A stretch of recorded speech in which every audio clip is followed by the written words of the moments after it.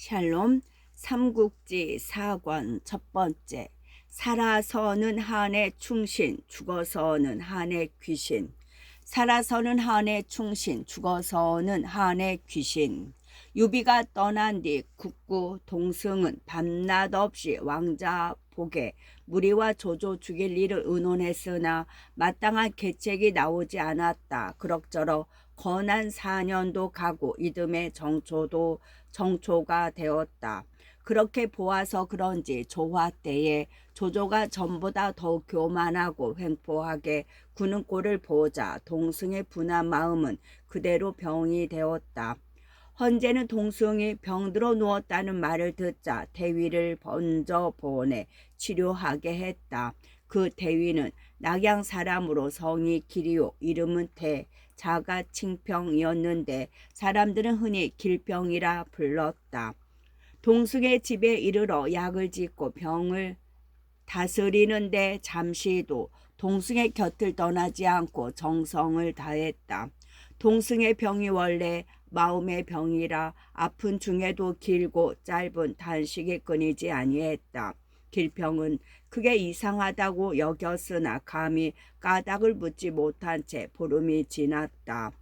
정월 대보름이 되어 길병이 떠나려 하니 동승이 아직 몸이 불편한데도 술을 내어 대접했다. 극진한 치료에 보답하고자 함이었다. 그런데 두 사람이 함께 마신 지 얼마 안 돼 동승은 차차 피곤하고 졸음이 왔다. 아직 병이 다 낫지 않았는데 술을 마신 탓이었다. 그 바람에 옷을 입은 채 깜빡 잠이 들었는데 갑자기 사람이와 왕자복을 비롯한 동지 4사람이 왔다고 알렸다. 기뻐하십시오 국구 어른. 큰일이 이제 풀려갑니다. 동승이 달려나가 맞아들이자 왕자복이 얼굴 가득 기쁜 빛을 띠고 말했다. 동승이 어리둥절해 물었다. 큰일이 풀려가다니 그게 무슨 말씀이요?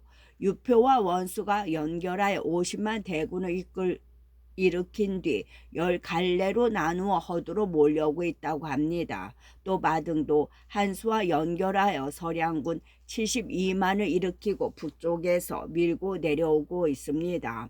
조조는 허도에 있는 병마를 모조리 끌어모아 이리저리 갈란에 보낸 바람에 지금 성안은 텅 비어 있습니다. 실로 좋은 기회가 아니겠습니까? 우리 5 집안의 일꾼과 종들만 끌어모아도 1000명은 될 것입니다. 오늘 밤에 대보름 잔치가 있을 터인즉 그때 조조의 부중으로 이들을 이끌고 저들어가 조조를 죽이면 일이 아니 될 것도 없습니다. 그 말을 듣자 동승은 크게 기뻤다.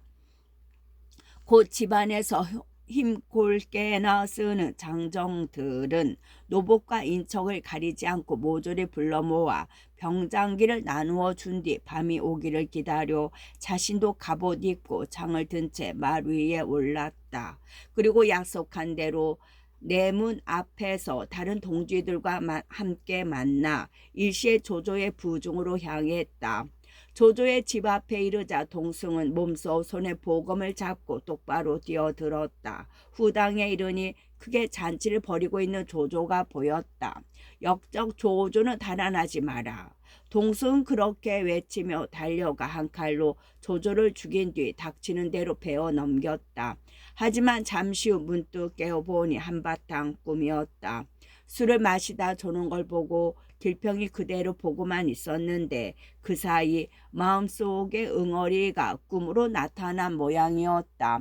그런데 더욱 난감스러운 것은 꿈에서 깨어나면서도 계속 조조를 향해 버부은 욕설이었다. 길평이 놀란 눈길로 물었다. 국구께서는 조공을 해하려 하십니까? 그러나 동승은 자기의 속마음을 들킨 게 두렵고 놀라워 얼른 대답을 하지 못했다. 길평이 다시 말했다. 국구께서는 너무 당황하지 마십시오. 제가 비록 의인에 지나지 않으나 한은 잊은 것은 아닙니다.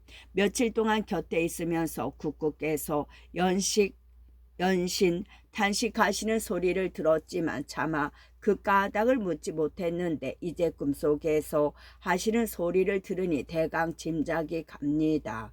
속이지 말고 들려주시고 혹시라도 제가 쓰일 때가 있다면 일러주십시오. 설령 구족이 몰살 당한다 하더라도 후회는 하지 않겠습니다. 진정이 밴 목소리였다. 그러나 동승은 소매로 얼굴을 가리고 울며 말했다. 그게 진심이요? 혹시라도 거짓은 없소이까? 그 말에 길평은 문득 손가락 하나를 물어뜯고 급히로 맹세했다. 제 진심입니다. 믿어주십시오. 이에 동승은 의심을 거두고 옥대 속에 감추어져 내려온 헌재의 밀조를 내보이며 말했다. 지금 우리 계획이 이루어지지 않고 있는 것은 유현덕과 마등이 각기 떠나 버렸기 때문이요. 남은 우리끼리는 아무리 머리를 짜도 마땅한 계책이 없으니 그 답답함이 이렇게 병이 된 것이외다. 그런데 길평의 대답이 뜻밖이었다. 그 일이라면 여러 공께서 구태여 마음 쓰실 필요가 없습니다. 지금 조조의 목숨은 제 손에 들어있는 것과 같습니다. 그게 무슨 말씀이요? 동승이 반가우면서도 까닭을 알 수 없어 그렇게 물었다. 길평은 더욱 자신 있게 대답했다. 조조는 오래전부터 두풍을 알아 이제는 그 병이 골수에 깊이 스며 있습니다. 한번 머리가 아파오면 견디지 못하고 급히 나를 불러 그 병을 다스려 왔으니 기다리면 머지않아 그가 다시 나를 부르는 때가 있을 것입니다. 그때 두풍을 다스리는 약이라 하며 슬쩍 독약 한 첩을 다려 먹인다면 제가 아니 죽고 어쩌겠습니까? 그런데 무엇 때문에 그 자를 죽이려고 군사를 일으키고 손에 칼을 잡을 필요가 있겠습니까? 듣고 보니 정말로 훌륭한 방법이었다. 동승이 감격에 떨리는 목소리로 길평에게 말했다. 만일 그렇게만 될 수 있다면 한나라 사직을 구하는 일은 오직 그대를 믿을 뿐이요. 길평은 그런 동승을 한 번 더 안심시킨 뒤 자기 집으로 돌아갔다. 동승은 마음속으로 기쁨을 이기지 못했다. 온몸의 아픔이 씻은 듯 가시며 기분이 상쾌해져 오랜만에 시첩들이 기거하는 후당으로 들었다. 그런데 후당 안으로 몇 발 들여놓기도 전에 동승은 문득 계집과 사내가 정을 나누는 소리를 들었다. 가만히 소리 나는 곳으로 가보니 후당 으슥한 곳에서 자기가 부리는 간호 진경동과 애첩 운영이 한데 엉겨 있었다. 동승은 두 눈에 불이 이는 듯했다. 주인이 앓고 있는 줄 알고 놀아나다가 갑작스레 나타난 바람에 얼이 빠져있는 연놈을 가리키며 좌우를 향해 소리쳤다. 여봐라, 무엇을 하느냐? 당장 저것들을 끌어내 죽여버려라. 그 말에 다른 간호들이 우르르 달려와 미처 고이 춤이며 치마폭도 제대로 쓰리지 못한 둘을 끌어내 죽이려 했다. 그때 정가를 들은 동승의 부인이 나와 말렸다. 그만 일로 부리던 자들을 죽여서는 아니 되십니다. 혹시라도 세상 사람들이 옹졸하다 비웃을까 두려우니 달리 벌을 내리도록 하십시오. 동승도 가만히 생각해보니 그 말이 옳았다. 젊은 첩에 정부를 타내 죽이기에는 그 몸이 너무 늙고 지체 또한 너무 높았다. 이에 동승은 진경동과 운영 둘에게 각기 40대씩 매를 때리게 한 뒤 뉘우칠 때까지 찬 방 안에 가두어 두게 했다. 하지만 그런 일이 원래가 뉘우칠 수 있는 성질이 못됐다. 진경동의 눈으로 보면 동승은 더 이상 상전도 대감도 아니었다. 부당하게 자신과 운영 사이를 갈라놓으려 드는 늙은 연적에 지나지 않았다. 거기다가 모진 맥까지 맞았으니 그 한이 오죽했으랴. 힘을 다해 문고리를 비틀고 갇힌 방을 빠져나가 담장을 넘었다. 동승에게는 불행하게도 진경동은 평소에 가까이 두고 부리던 간호여서 동승이 꾸미는 일을 어렴풋하게나마 짐작하고 있었다. 가까이 다가가 들을 수는 없었지만 어떤 사람들이 드나들며 없애려는 상대가 누구라는 것쯤은 알만했다. 그렇다 보니 진경동이 찾아갈 곳은 뻔했다. 승상을 배웠게 해 주십시오. 급히 고해야 할 중대한 일이 있어. 진경동은 조조의 부중으로 찾아가 파수보는 군사에게 그렇게 소리쳤다. 매에 찢어지고 피멍이 든 몸을 이끌고 찾아와 하는 말이라. 파수보는 군사들도 예산일이 아님을 알아보았다. 지체 없이 조조에게 그 말을 전하니 조조는 곧 그를 으슥한 방으로 불러들여 물었다. 너는 누구며 무슨 일로 그토록 급히 나를 찾았느냐? 저는 국구대계 간호 진경동입니다. 그늘 왕자복, 충집, 오자람, 마 등 오석 5사람이 저희 집 주인집에 모여 비밀스런 의논을 하고 있는데 이는 반드시 승상을 해치려는 음모일 것입니다. 저희 주인은 흰 비단 한 폭을 꺼내놓고 여러 색에 보였는 바 거기 쓰여 있는 것은 알 수가 없었지만 무언가 중요한 내용이 들어있는 것 같았습니다. 거기다가 그일에는 대의 길평이 또 저희 주인에게 가담해 왔습니다. 길평은 동승의 평을 다스리러 가지 않았는가? 물론 겉으로는 그렇습니다만 내막은 다릅니다. 저는 이 두 눈으로 길평이 손가락을 깨물어 그 피로 무언가를 맹세하는 걸 보았습니다. 왕자복의 무리와 뜻을 같이 하기로 한 것이 틀림없습니다. 조조로 보면 진경동의 그 같은 밀고는 뜻밖으로 굴러든 복이요 쉬운이라 할 수가 있었다. 거기다가 얼마 전까지만 해도 길평이 다려준 약을 아무 의심 없이 마셔온 걸 생각하니 등줄기가 서늘해지기까지 했다. 알겠다. 너는 잠시 안에 들어가 숨어 있거라. 조조는 그 말과 함께 진경동을 부중에 숨겨놓고 그 엄청난 모의를 개나는 일에 작수했다. 조조의 첫 겨냥은 대의 길평이었다. 다음날 조조는 거짓으로 다시 두풍이 인듯 머리를 싸매고 누워 길평을 불렀다. 내막을 알 리 없는 길평은 마음속으로 기뻐하며 가만히 중얼거렸다.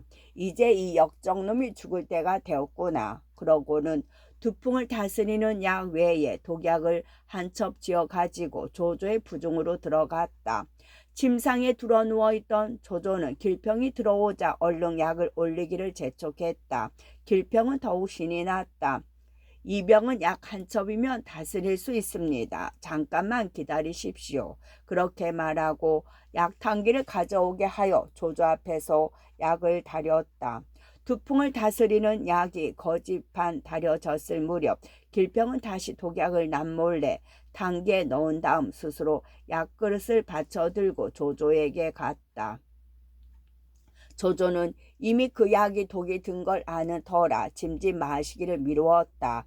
길평이 기다리지 못하고 재촉했다.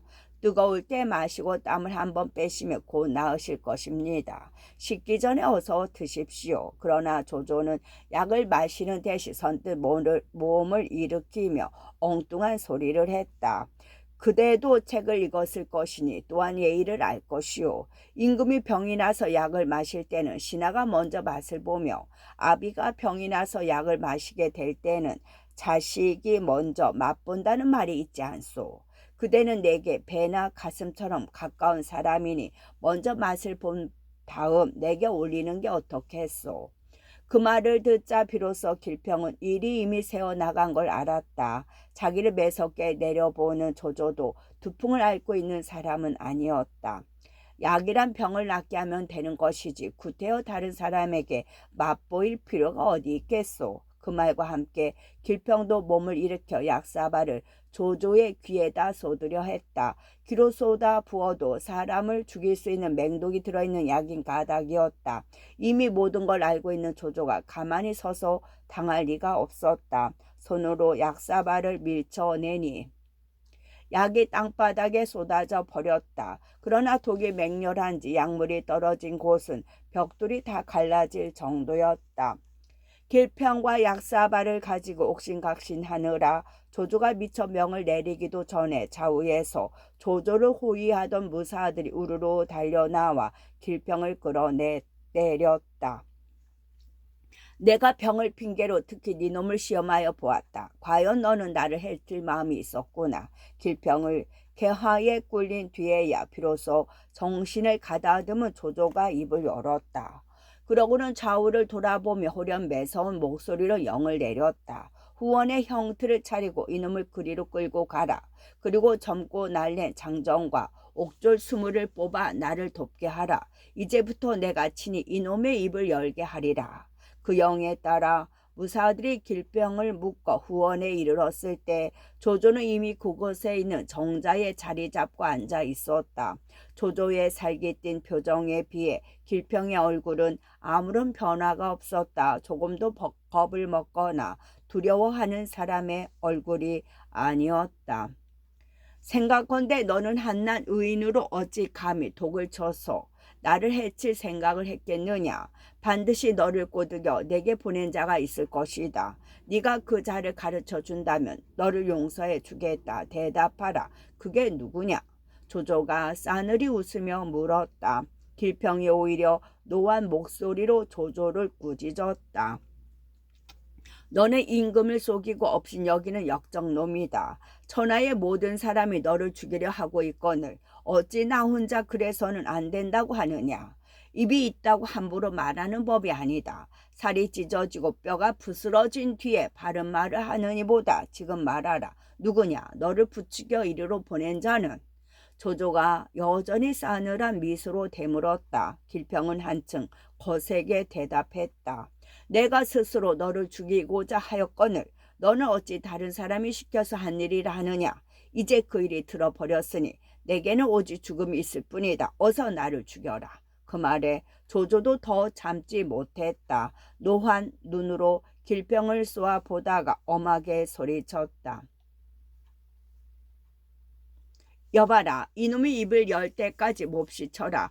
매에 인정을 남기는 자가 있으면 그놈을 베리라. 이에 겁을 먹은 옥졸들은 힘을 다해 길평을 매질했다. 하나가 지치면 딴 옥졸이 들어서고 그가 지치면 또 다시 다른 옥졸이 들어서는 식으로 매질을 하니 길평의 몸은 이미 사람의 형상이 아니었다. 껍질이 터지고 살이 갈라져 흐르는 피는 계단을 적시었다. 그래도 굳게 닫힌 길평의 입은 열릴 줄 몰랐다. 조조는 그러다가 길평이 매 아래서 숨을 거둘까봐 은근히 걱정이 되었다. 만약 그렇게 되면 나머지 무리들을 잡아들일 증거가 없어지기 때문이었다. 매질을 멈추어라. 저놈을 죽여서는 안 된다. 따로 부를 때까지 잠시 조용한 곳에서 쉬도록 해주어라. 조조는 그렇게 영을 내려 이미 반송장이 된 길평을 감추어 두게 한 뒤 다시 동승을 비롯한 나머지 5을 잡는 일에 들어갔다. 다음 날이었다. 조조는 크게 잔치를 벌인 뒤 무 대신들에게 함께 마시자고 정해 들었다. 다른 대신들은 그럭저럭 다 모였으나 유독 동승만은 아프다는 핑계로 조조의 부름에 응하지 않았다. 왕자복을 비롯한 다른 4사람도 마음이 내키지 않기는 동승과 마찬가지였다. 그러나 그들마저 가지 않으면 조조의 의심을 살까 두려워 마지못해 가기로 했다. 조조는 후당에다 술자리를 펼치고 대신들을 맞아들였다. 몇 순배 연휴 때와 다름없이 술잔이 오간 뒤에 조조가 문득 술잔을 내려놓고 여러 대신들에게 큰소리로 말했다. 흥겨운 잔치에 음악이 없어서야 쓰겠소. 마침 내게 한 사람이 있으니 그의 소리는 여러분의 술기운을 걷어낼 만하오. 한번 듣도록 합시다. 그러고는 미리 대기하고 있던 20명의 옥조들을 돌아보며 영을 내렸다. 가서 내가 말한 사람을 데려오너라. 여러 대신들이 얼른 조조의 말뜻을 알아듣지 못해 어리둥절해 있는 사이에 옥졸들이 긴 칼을 쓴 길평을 끌어내었다. 개화에 끌어다 놔도 누구인지 얼른 알아볼 수 없을 만큼 처참한 몰골이었다. 조조가 그를 가리키며 다시 여러 대신들을 향해 격한 목소리로 말했다. 여러분은 잘 모르실 것이나 이놈은 나쁜 무리와 연결되어 조정에 반역하고 이 조아무개를 해치려 들었소이다. 그의 노랫가락을 한번 들어보도록 합시다. 그때 이미 조조는 조금씩 잔혹의 악귀에 홀려 들고 있었다.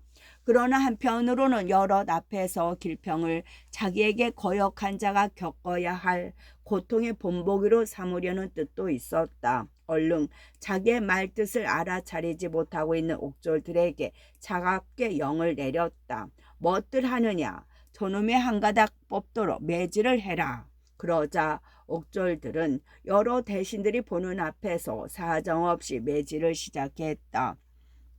이미 전날의 매질로 몸이 찢기고 부서진 길평은 입 한 번 열지 못하고 정신을 잃어버렸다. 옥졸 하나가 물 한 동이를 가져다 길평에게 뒤집어 씌우자 길평은 겨우 정신을 든 듯 눈을 떴다.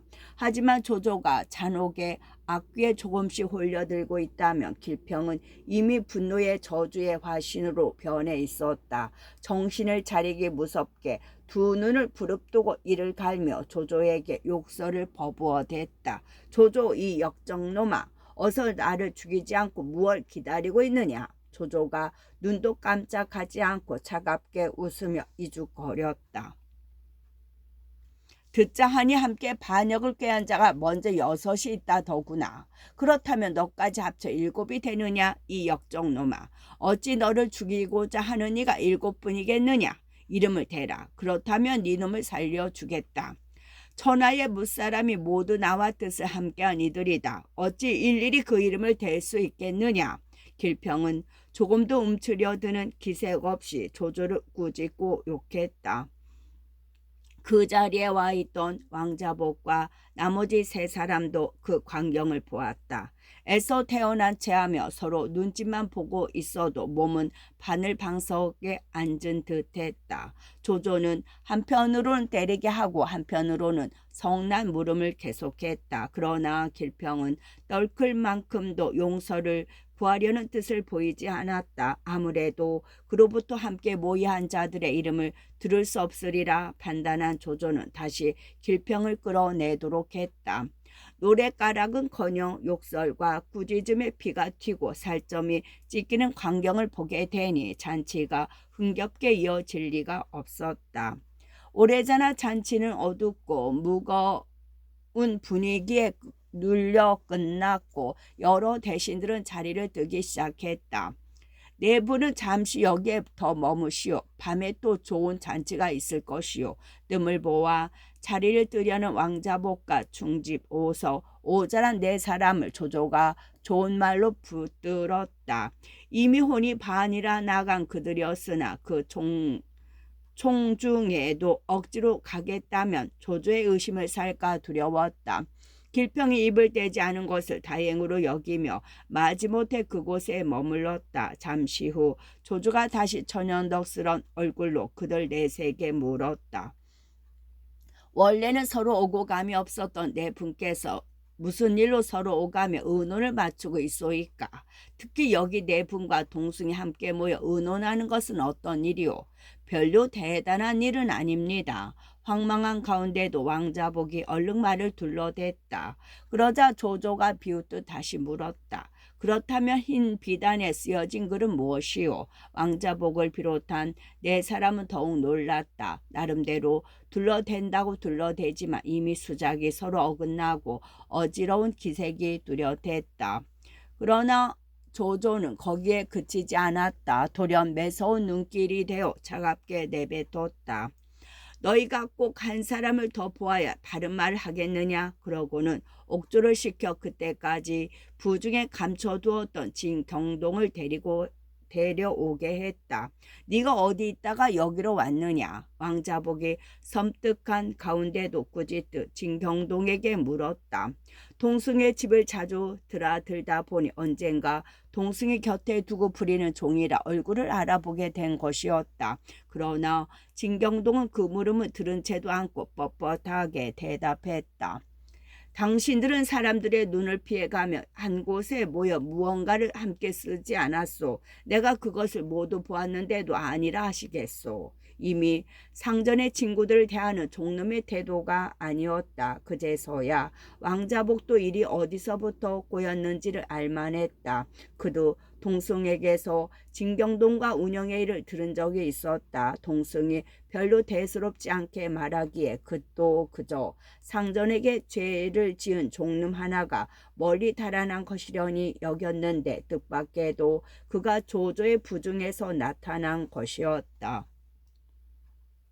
그러나 아무리 사실이 그렇다 해도 가만히 앉아 당할 수만은 없었다. 이에 왕자복은 우선 진경동의 비행을 걸고 넘어져 보았다. 이놈은 종동국의 종놈으로 주인의 시첩과 사통한 놈입니다. 죄를 지고 뉘우치기는커녕 거꾸로 제 주인을 모함하는 것이니 하나도 믿을 말이 못됩니다. 부디 가려 들으십시오. 그렇다면 길평이 내게 독을 쓰려 든 것은 동승이 시킨 일이 아니고 누가 시킨 것이냐. 조조는 한층 엄하게 그들을 다구쳤다. 우리는 전혀 모르는 일입니다.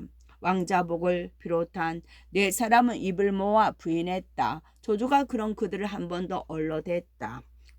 늦었지만 지금이라도 스스로 지은 죄를 밝히고 나온다면 아직은 용서할 수 있다. 그러나 끝내 잡아떼다가 일이 터져 그 내막이 드러나면 결코 용서받지 못하리라. 그래도 승상을 원망치 않겠습니다. 내친 김에 네 사람은 끝까지 그렇게 뻗대었다. 그러나 이미 마음속으로 그들의 모의를 확신하고 있는 조조의 얼굴은 풀어지지 않았다. 오히려 더욱 노여운 듯 옥졸들에게 영을 내렸다. 저들을 모두 가두어라. 내 먼저 우두머리를 잡은 뒤에 저들의 죄를 따지리라. 그리고 다음 날로 그 모의 주동이 동승을 찾아갔다. 문병을 구실로 하고 있었지만 여러 대신들과 무사들을 거느린 방문이었다. 조조가 친히 문병을 왔다는 말에 동승은 마지못해 자리에 나와 맞았다. 국국께서는 무슨 까닭으로 어젯밤에 잔치에 오지 못하셨소? 병이 나서 가지 못했다는 정가를 전날 이미 들었건만 조조가 굳이 물었다.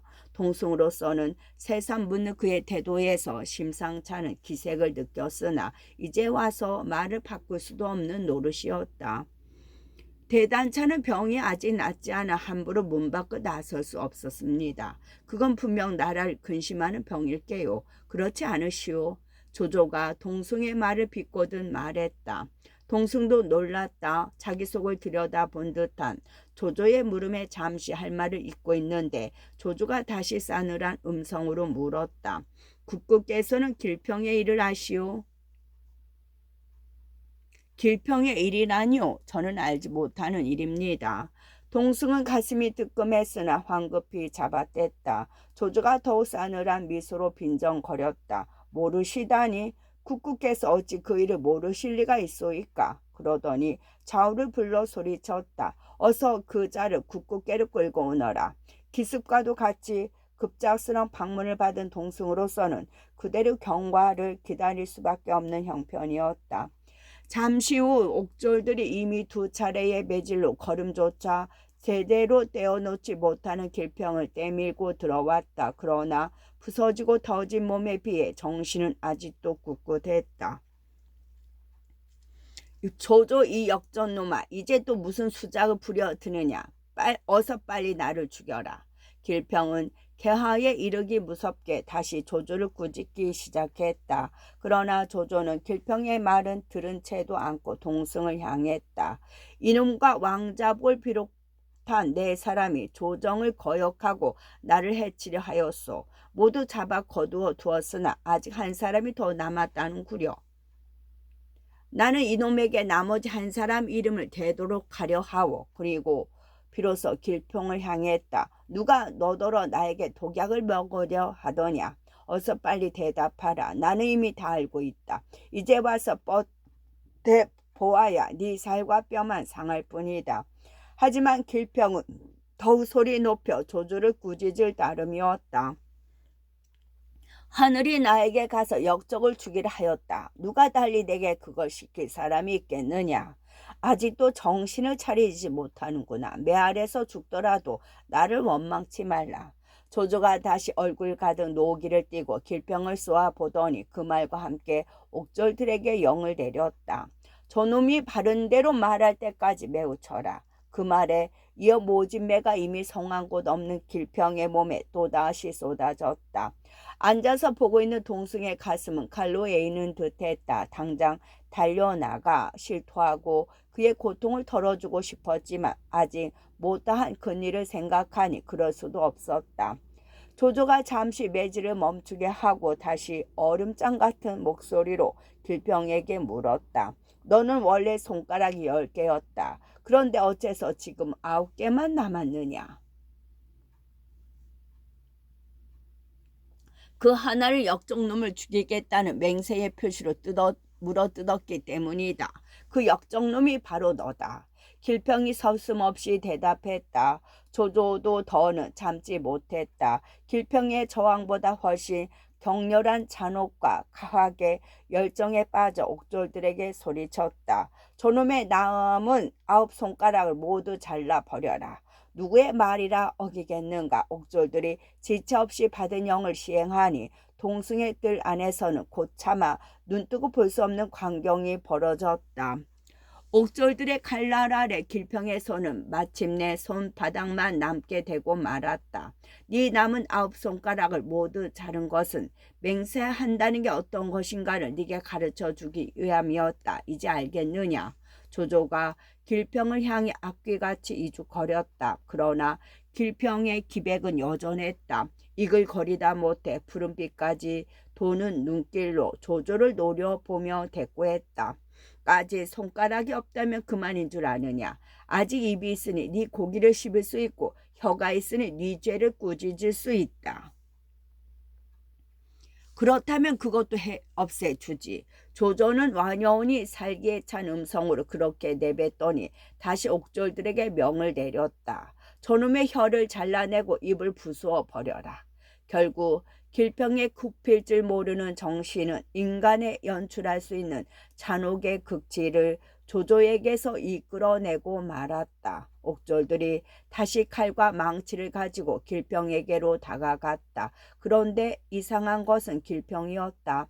갑자기 무슨 생각이 들었던지 다가오는 옥졸들에게 소리쳤다. 잠깐만 기다려라. 승상께 할 말이 있다. 그리고 조조를 향해 지금까지의 기세와는 달리 정중하게 말했다. 아마도 이제 더는 모진 형벌을 견뎌내기 어려울 것 같구려. 늦으나마 모든 걸 사실대로 말하겠소. 그 전에 나를 옳은 이 밧줄이나 좀 풀어주시오. 조조는 길평의 그 같은 돌변이 좀 이상하기는 했다. 죽을지언정 굴하지는 않으리라는 게 길평을 두고 한 조조의 예측이었기 때문이었다. 그러나 종종 인간은 죽음 그 자체보다도 그에 따른 고통을 더 두려워한다는 평소의 관찰에다 설령 풀어준다 해도 무사들이 둘러싼 가운데서 성치 못한 제놈이 어쩌랴 싶기도 해서 조조는 길평의 정을 들어주었다. 밧줄 하나 풀어주지 못할 까닭이 어디 있겠냐. 풀어주어라. 조조의 명이 떨어지자 옥졸들은 이내 그를 옳은 밧줄을 풀어주었다. 풀려난 길평은 멀리 전자가 있는 대궐을 바라보며 큰절을 올렸다. 그때까지만 해도 조조는 그 절이 이제 부득이해서 한조의 충신을 팔게 된 길평의 사제인 줄만 알았다. 하지만 아니었다. 마침내 길평의 입에서 동승의 이름을 듣게 되었다는 기분으로 귀를 기울이고 있는 조조에게 들려온 길평의 울부짖음은 전혀 뜻밖이었다. 신은 끝내 나라를 위해 역적을 없애지 못했습니다. 이 또한 하늘이 정한 운수라면 폐하 정녕 이를 어찌하시렵니까? 그제서야 조조는 길평이 뭔가를 위해 자기를 속였음을 깨달았다. 하지만 그 깨달음으로 조조가 옥졸들에게 어떤 명을 내리는 것보다 길평의 행동이 더 빨랐다. 비통한 울부짖음을 끝내기 무섭게 길평은 곁에 있는 계단의 돌 난간을 머리로 힘껏 들이받았다. 마지막 한 방울까지 다 짜낸 힘이라서인지 둔탁한 소리와 함께 길평의 머리는 수박처럼 으스러지고 내수가 허옇게 쏟아졌다. 그런데 여기서 섬뜩함으로 되새겨보고 싶은 것은 전율인 동시에 아름다움인 인간과 그가 지닌 바 신념 또는 사상과의 관련이다. 육아의 가르침, 특히 중해 해석에서 빼놓을 수 없는 것은 아시아적 왕족 국가의 체제 유지를 위한 장치로서의 관련이다. 거기다가 오늘날의 진보된 사상 쪽에서 보면 한 왕과 한 혈통, 한 인간에 대한 충성의 강조는 미련스럽고 답답해 보이기까지 한다. 하지만 그것이 한 인간의 신념 또는 사상으로 받아들여질 때에는 목숨까지 기꺼이 내던지며 지켜야 할 어떤 것이 되고 만다. 따라서 어떤 면에서 보면 신념을 위한 모든 죽음은 전율로 표현되어도 좋을 어리석음의 극치이다. 하지만 또한 그것은 그 신념의 옳고 그름과 무관하게 인간만이 보여줄 수 있는 아름다움의 극치이기도 하다. 길평이 계단의 돌 난간에 머리를 들이박고 숨지자 조조는 다시 진경동을 끌어오게 했다. 국고께서는 이 사람을 알아보시겠소. 진경동에 끌려오자 조조는 싸늘한 눈길로 동승을 살피며 물었다. 진경동을 알아본 동승이 성난 목소리로 소리쳤다. 도망친 종놈이 여기 있으니 마땅히 죽여야겠소. 내게 넘겨주시오. 저 사람은 모반을 고해온 자요. 지금은 증인이 되어 이 자리에 왔는데 누가 감히 죽인단 말이오. 조조가 한층 차갑게 동승의 말을 받았다. 동승도 비로소 일이 새나간 경위를 알 것 같았다. 하지만 시치미를 떼고 더욱 목소리를 높였다. 죽일 죄를 짓고 도망친 종놈이 살기 위해 무슨 소린들 못하겠소이까. 그런데도 승상께서는 어찌하여 그놈의 말만 들으시오. 그러자 조조가 성난 목소리로 동승을 꾸짖었다.